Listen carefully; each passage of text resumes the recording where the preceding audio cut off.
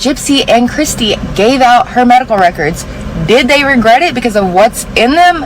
Yes. They tried to sue over it, and they lost. Now I have like 230 to 250-ish pages of her medical records. I'm obviously not going through all of them tonight, but we will go through a few. This is her diagnosis on why her eyes are crossed. This is also the doctor saying she will need further surgery. And she did need further surgery, and she had further surgeries up until they got them as good as they can get them, and that is why her eyes still look the way they do. Now let's move on to her salivary glands.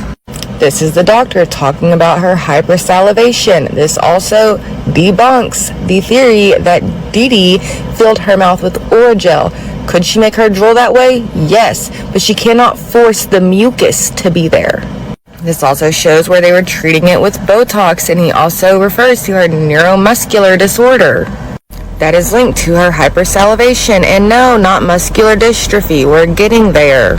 Now let's talk about why Gypsy was forced to use a CPAP machine. She wasn't forced, she needed it. Let's look at those test results. These are the results from her sleep study, showing she was not breathing properly while she was sleeping, and she needed the CPAP. Now let's look at a few different documents for her feeding tube. This is an evaluation of Gypsy trying to swallow and not being able to. This is a letter from one medical professional to another explaining the need for Gypsy's feeding tube even at her age. Look at the date it's written and the date she is born.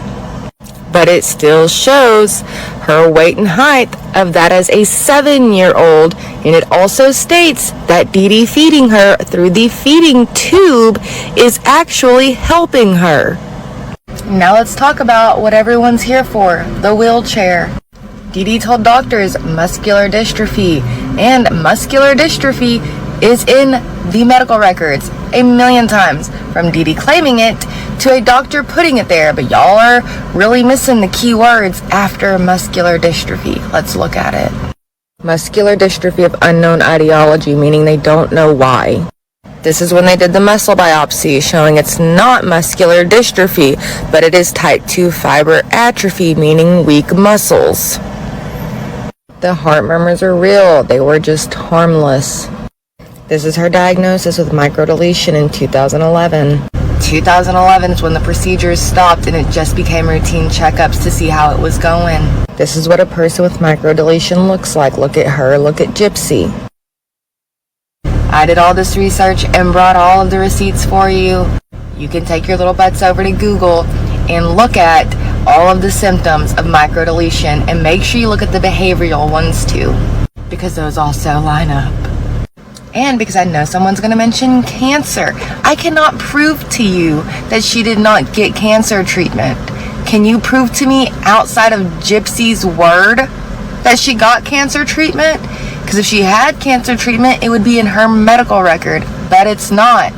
She was actually kicked out of the Ronald McDonald House because she was not receiving cancer treatment because she did not have cancer. I am not saying that Dee Dee did not use these things to her advantage to get money, because she did. I am saying they were all medically necessary and were not abusive. Gypsy never claimed to be medically abused until it became necessary for her defense. Go look at her in next text. I have them posted, and there are more. I will post more if you would like. She wanted him to unalive her mom so she could have boyfriends. When she was being interrogated, she never mentioned any kind of abuse because it wasn't abuse.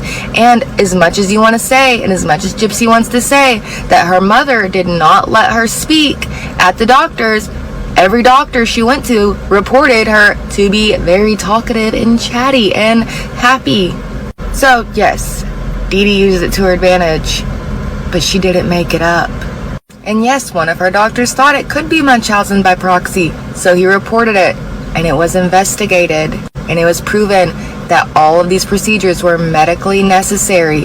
That is why she was never diagnosed with Munchausen's by proxy.